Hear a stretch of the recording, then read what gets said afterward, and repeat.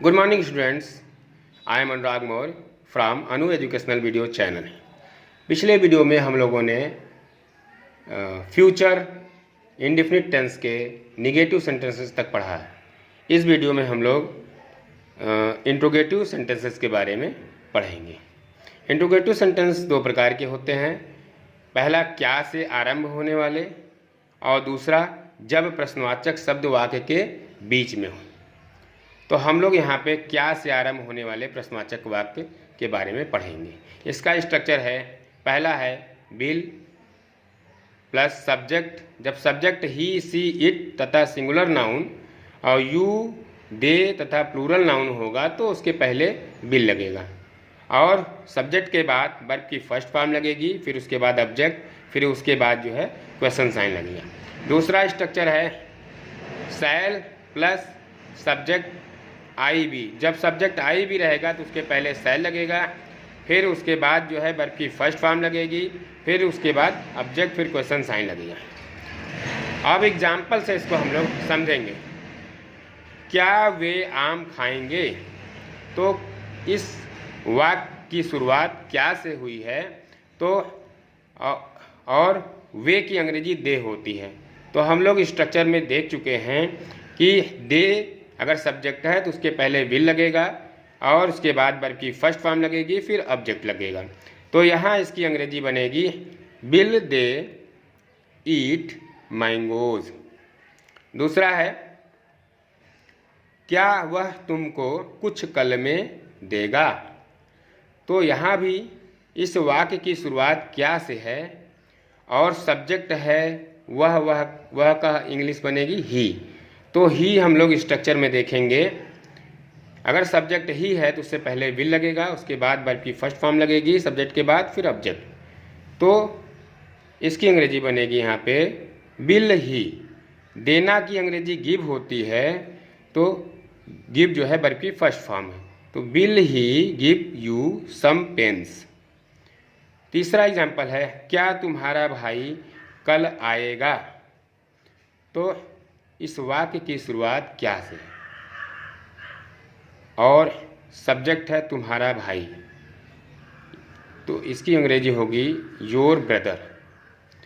तो your brother जो है हम लोग सब्जेक्ट देखेंगे यहाँ पे सिंगुलर नाउन है, तो सिंगुलर नाउन से पहले विल लगेगा, फिर सब्जेक्ट के बाद जो है वर्ब की फर्स्ट फॉर्म लगेगी, फिर उसके बाद ऑब्जेक्ट, फिर क्वेश्चन साइन।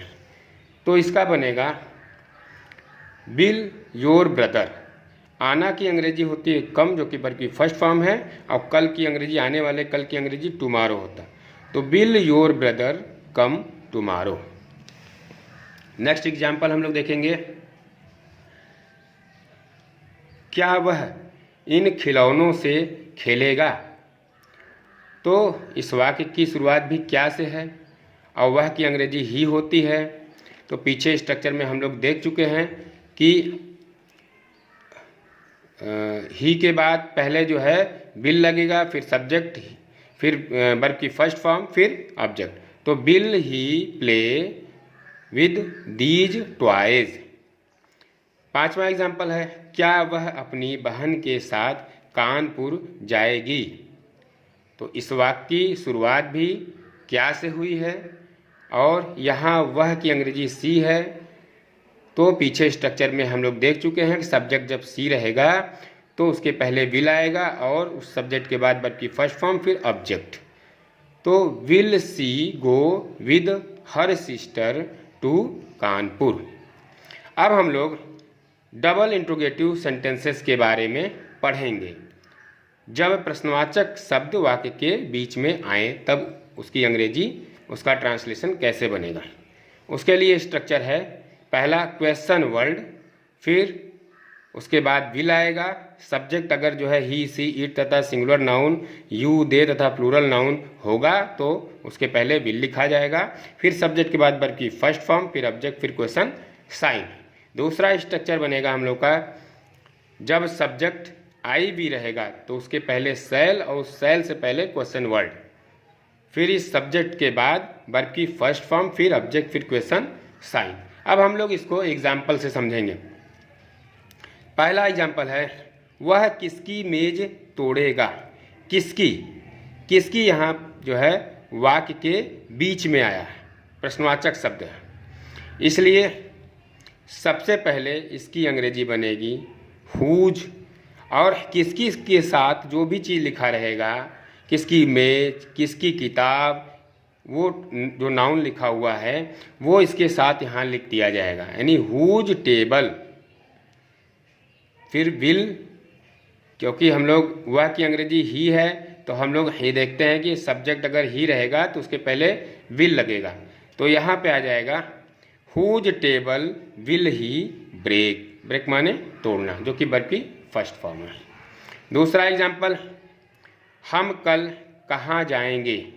कहाँ जो है प्रश्नवाचक शब्द है जो कि वाक्य के बीच में आया है, और हम की अंग्रेजी वी होती है, तो स्ट्रक्चर में हम लोग देख चुके हैं कि जब सब्जेक्ट वी रहेगा तो उसके पहले शैल लगेगा और उसके बाद वर्ब की फर्स्ट फॉर्म लगेगी। तो यहाँ भी जो है where shall we go tomorrow. तीसरा है, तुम्हारे पुत्र को कौन पीटेगा। कौन यहाँ पे प्रश्नवाचक शब्द है और कौन यहाँ पे सब्जेक्ट का भी काम कर रहा है, तो इसको सबसे पहले लिखेंगे हु, इसके बाद विल, फिर वर्ब की फर्स्ट फॉर्म बीट, तो who will beat your son. Next हम लोग देखेंगे सीता कौन सा गाना गाएगी। तो यहाँ हम लोग देखेंगे कौन सा गाना, तो कौन सा का विच हो जाएगा यहाँ पे, और कौन सा ये जो है प्रश्नवाचक शब्द है जो कि वाक्य के बीच में आया है, तो सबसे पहले इसकी अंग्रेजी लिखी जाएगी विच सॉन्ग। और सीता सिंगुलर नाउन है, पीछे स्ट्रक्चर में हम लोग देख चुके हैं सिंगुलर नाउन के पहले विल लगता है और सब्जेक्ट के बाद वर्ब की फर्स्ट फॉर्म लगती है, तो विच सॉन्ग विल सीता सिंग। पांचवा है, वह कितनी पुस्तकें खरीदेगा। तो कितनी पुस्तकें, कितनी जो है प्रश्नवाचक शब्द है जो कि वाक्य के बीच में आया है, तो सबसे पहले इसकी अंग्रेजी लिखी जाएगी और कितनी के साथ जो नाउन लिखा हुआ पुस्तकें वो भी इसके साथ लिखी जाएंगी।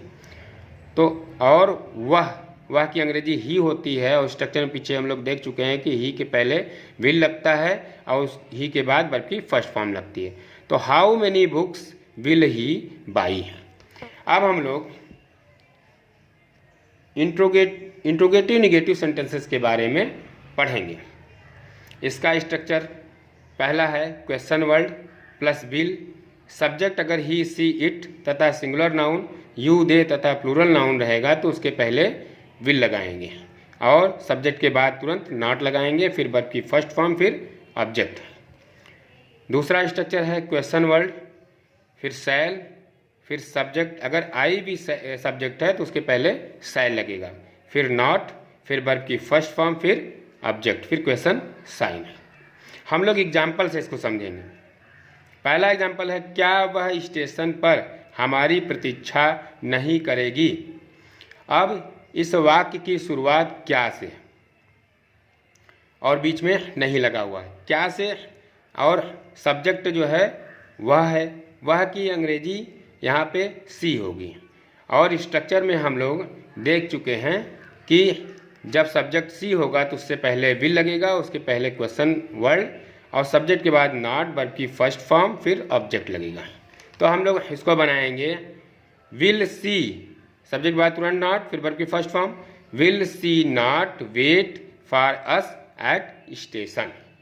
दूसरा एग्जाम्पल है, क्या तुम्हारा मित्र सुबह चाय पीने नहीं आएगा। इस वाक्य की शुरुआत भी क्या से है और बीच में नहीं लगा हुआ है, और तुम्हारा मित्र योर फ्रेंड जो कि सिंगुलर नाउन है, हम लोग देख चुके हैं सिंगुलर नाउन। तो सिंगुलर नाउन सब्जेक्ट है तो उससे पहले विल लगेगा और उसके बाद जो है सब्जेक्ट के बाद नॉट लगेगा, फिर वर्ब की फर्स्ट फॉर्म, फिर ऑब्जेक्ट। तो इसका बनेगा will your friend not come to take tea in the morning. Take tea माने यहाँ चाय पीना और इन द मॉर्निंग सुबह के समय। कितनी लड़कियां नाटक में भाग नहीं लेंगी। तो कितनी यहाँ प्रश्नवाचक शब्द है और सबसे पहले इसी की अंग्रेजी लिखी जाएगी और उसके बाद जो लड़कियां लिखा हुआ है नाउन है वो इसके साथ लिखा जाएगा। तो हाउ मेनी गर्ल्स, यहाँ ये सब्जेक्ट का भी काम कर रहा है। तो इसके बाद जो है विल लिखा जाएगा, फिर नॉट, फिर वर्ब की फर्स्ट फॉर्म। तो how many girls will not take part in the drama. Take part मतलब भाग लेना होता है। नेक्स्ट हम लोग देखेंगे चौथा, सीता इस साल कक्षा में प्रथम क्यों नहीं आएगी।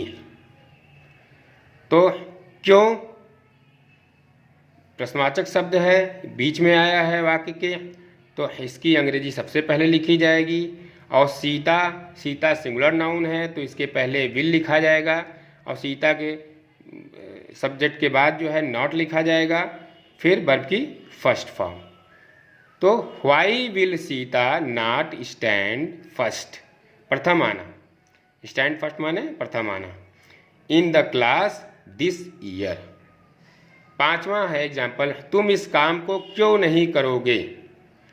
तो क्यों प्रश्नवाचक शब्द है जो कि वाक्य के बीच में आया है, तो इसकी अंग्रेजी सबसे पहले लिखी जाएगी व्हाई, और तुम की अंग्रेजी यू होती है।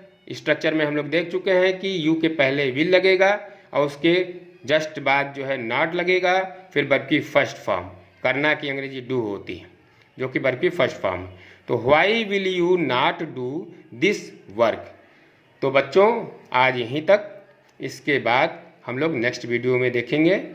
और अगर आपको मेरा ये वीडियो पसंद आता है तो इसे लाइक करें, सब्सक्राइब करें तथा नोटिफिकेशन घंटी का बटन दबाएं, जिससे कि जो है कोई भी वीडियो हम अपलोड करें तो उसका नोटिफिकेशन आप तक पहुंच जाए। धन्यवाद।